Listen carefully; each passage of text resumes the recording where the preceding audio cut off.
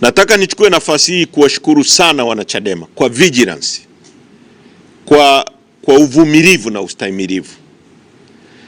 Waliotufungia walifikiri tutasambaratika, lakini nataka niwaambie wameimarisha mno Chadema. Na nafikiri wanakuaga sijui hawasomi vizuri dunia hii. Dunia hii hakuna jambo jipya kama wanavyosema. Ukiona jambo linafanyika leo, na ndio maana kuna history, ni jambo ambalo watu walisha test huko nyuma, wakagundua madhara yake, wakajifunza. Nchi zenye demokrasia zimepita kwenye udikteta. Ukiona Ufaransa, walijaribu udikteta, walijaribu kuwa chini ya mfalme, lakini Mfalme Louis alikanyaga watu na watu wakachoka sana. Kwa hiyo ikafika sehemu wakakataa kabisa na wakaondoa ufalme. Sasa kwenye mambo haya hakuna jambo jipya. Mambo yote ni mambo yanayojirudia. Kwa hiyo hii safari ya Chadema sio kwamba Chadema ndio ya kwanza kupitishwa hapa.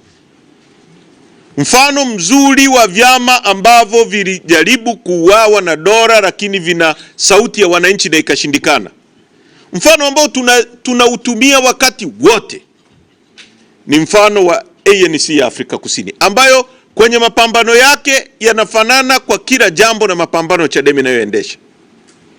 ANC ilifutwa hatimaye na makaburu wa Afrika Kusini, wazungu.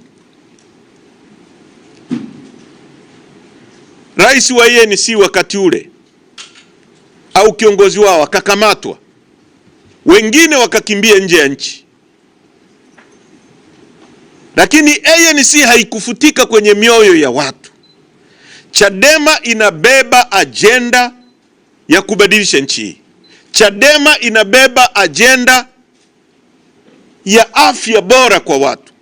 Chadema inabeba agenda ya rasilimali zetu kutumika kubadili maisha ya watu, kila mtu awe na uchumi.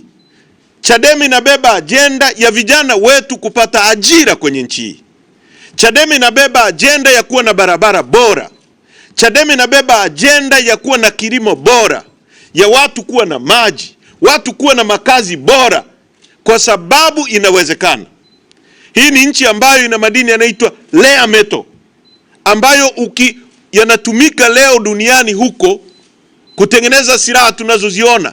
Yanapouzwa, watu wanataka waone hiyo tafasiri kwenye maisha yao, kwamba madini yetu yameuzwa. Leo mimi nina nyumba, mtoto wangu ana ajira, natibiwa vizuri, hakuna shida ya matibabu, hakuna shida ya barabara. Unapojaribu kuua hiyo ndoto ya Watanzania kujipatia maisha bora, Watanzania watakushughulikia na hawatakubali. Ndio maana katika kipindi hiki cha ukimya wa siku 310 nchi yetu imekuwa na matatizo makubwa sana. Upandaji holela wa bei ya mafuta na wizi kwenye mafuta, na hakukuwa na sauti, kwa sababu tuliwaambia watu kwamba Chadema wakifanikiwa kuziba mdomo wa Chadema, nchi itakuwa kwenye matatizo. Mmemsikia nani anazungumza kwenye hivyo vyama vya briefcase na mfukoni? Mmesikia nani anasema kuhusu mafuta? Umesikia nani anazungumza kuhusu agenda za wananchi katika nchi, wakati ambao Chadema ni sisi wenyewe tuko tunajitokeza kutoka mafichoni, tuna improvise mazingira, tunazungumza.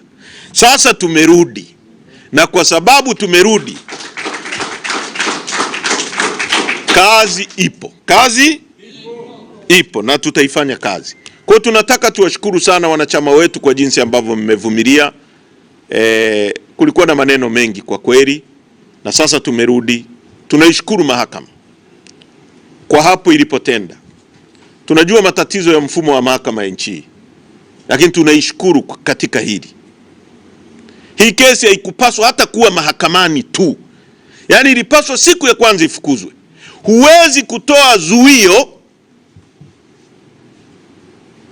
dhidi ya wanachama milioni 9 au 10 kwa matakwa ya watu wawili. Hata kama wangekuwa wanahitaji nini, watu wawili wana madai dhidi ya watu milioni 10. Unazuia watu milioni 10 kufanya shughuli zao kwa sababu ya watu wangapi? Wawili. Tunajua hii kesi, kuna mtu anaitwa Salehe Bohora ambaye alienda kwa Mama Maulida Kom na Sisti Nyahoza, msajili msaidizi wa vyama, ndio wenye kesi hii. Na ndio maana kesi ya Chadema, kama alivyosema katibu mkuu, siku hiyo hiyo ya tarehe 9 anakamatwa mwenyekiti wa chama, siku hiyo hiyo Chadema inafunguliwa kesi. Hakuna coincidence ya namna hiyo, hakuna tukio la namna hiyo. Ni kama matamko mnayoyasikia, siku hiyo anasema kiongozi wa dini fulani, na siku hiyo hiyo kiongozi wa dini fulani anasema matamko yanayofanana. Hawa watu ukiwa na akili tu ya kuvukia barabara unajiuliza, walilala pamoja? Walikubaliana kwenda kusema hilo jambo? Kwa sababu hakuna coincidence ya namna hiyo duniani, sio? Kwa ndugu zangu,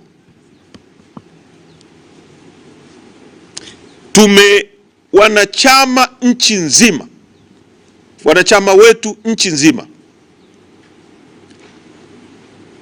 bendera zipande kwenye vijiwe vyetu kote, ofisi zetu zote, vikao mbalimbali vikae, na kamati kuu inapokutana tarehe 29 itatoka na mwelekeo. Lakini maandalizi kwenye grassroots, sisi ni chama ambacho kina wanachama kule chini, maandalizi yafanyike. Tutaanza upya, kanda zote ziwe in full operation, na mapambano yetu yataendelea. Sasa mwelekeo wetu ni kuhakikisha mwenyekiti wetu anaachiwa. Ndio jambo moja tunalotaka. Mwenyekiti wetu sio muhaini. Mwelekeo wetu na wanachama wetu na kampeni yetu ni kutaka sasa mwenyekiti Tundu Lissu atoke ndani. Mwaka mmoja ni mwaka mrefu sana. Hapa duniani ni Mungu anatuweka hapa, na yeye ndiye anayetupa siku za kuishi hapa. Mtu mmoja akikanyaga hata lisali moja la kwako, hawezi kukurudishia hilo lisaa. Achilia mbali siku.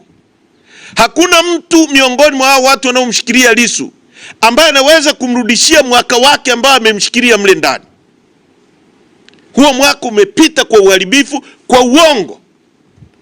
Kampeni yetu wanachama kote nchi nzima ni kutaka Mheshimiwa Lissu aachiwe mara moja,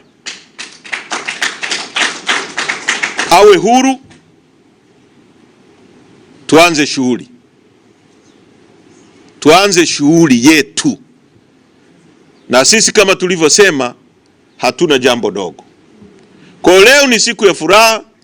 Once again tumerudi hapa, nilipamisi sana humu ndani. Kwa tunakaa huko mtaani tunajirekodi. Tunashukuru teknolojia, kwa sababu bila teknolojia tusingesikika katika siku zote hizo. Lakini kwa sasa dunia ilipo, hata vyombo vya habari huwa na waasa, msipokava ukweli. Dunia ya sasa sio ya kudanganya. Unaweza kukaa chumbani kwako na simu na ukarekodi kitu, baada ya nusu saa kiko kila sehemu duniani. Tunaelewana vizuri? Kwa hakuna uongo. Ndio maana Chadema tumeendelea kusustain hali hii. Tulikuwa kwenye mbinyo mkubwa sana, maumivu, watu wetu wamepigwa, wameumizwa, na hakukuwa na sababu ya kufanya hayo. Tunashukuru kwa sababu leo ni siku ya furaha. Tunashukuru wale ambao mmeweza kusikia na kwa haraka mmekuja ofisini. Tutazungumza zaidi baada ya kamati kuu, ndio tutasema sasa hatua gani na gani tunachukua kwa kwenda mbele huko. Lakini muamini kwamba kama tulivyosema, hatupigi magoti, haturudi nyuma, hatusujudu binadamu, tunasonga mbele kubadilisha nchi. Mungu ibariki Chadema, Mungu ibariki Tanzania. Asanteni kwa kuja kutusikiliza, na tuko tayari hata kwa maswali, lakini yawe confined hapa kwenye hii siku ya leo. na tunasikitishwa sana na namna ambavyo huyu Jaji Chande alivyoendesha mambo haya. Kwa kweli amekiumiza sana chama chetu. Mwanga sio Chande. Kuna ripoti ya Chande, si ndio? Huyu Jaji Mwanga amefanya mambo mabaya sana kwa kweli. Amefanya mambo mabaya sana dhidi ya chama chetu na dhidi ya demokrasia ya nchi yetu. Demokrasia hii sio kwa ajili ya Heche, sio kwa ajili ya Mnyika. Anapaswa kuijenga hata yeye. Kila mwananchi, kila Mtanzania anapaswa kupigania ujenzi wa demokrasia bora ya nchi hii. Unapokanyaga demokrasia, kwa sababu leo wewe uko kwenye kiti, kesho mtoto wako hatakuwa kwenye kiti ulichokalia. Atahitaji tu mtu mwenye nia njema amtendee haki. Na kama umeisha fundisha kama ndege, kama simba kura simba mwingine, huyo mtoto wako atashughulikiwa na watu wengine bila hata kumuonea huruma. Kwa hiyo unapotenda wema, unapotenda haki, ni mbegu. Usipande mbegu ya uovu. Na mahakama imethibitisha tuliyoyasema tangu siku ya kwanza kwamba hii ni kesi ya uongo, ya udhalimu, na ililenga tu kuzuia shughuli za Chadema kwa sababu ya uoga wa watu wanaopapoti kushindana na sisi. Sisi hatuna mshindani. Kama tulivyosema, sisi ndio chama kikuu cha siasa, sio chama kikuu cha upinzani. Na waandishi mlishike hili. Nimekuwa nasema, watu wanasema chama kikuu cha upinzani Tanzania. Sisi ni chama kikuu cha siasa Tanzania, sio cha upinzani. Hakuna chama chochote cha kushindana na sisi. CCM wenyewe inabidi watumie dola, usalama wa taifa, jeshi, polisi, ndio walau wanashindana na sisi. Sasa hao vikaragosi wengine ambao huwa wanasema sisi tunaizidi Chadema, unawasikiza sema anayewatuma mwenyewe anatumia polisi. Nyie ambaye hamna polisi, hamwezi kuitisha hata mkutano wa kijiji mkapata watu. Sasa nyie mna watu gani? Asanteni sana, Mungu awabariki.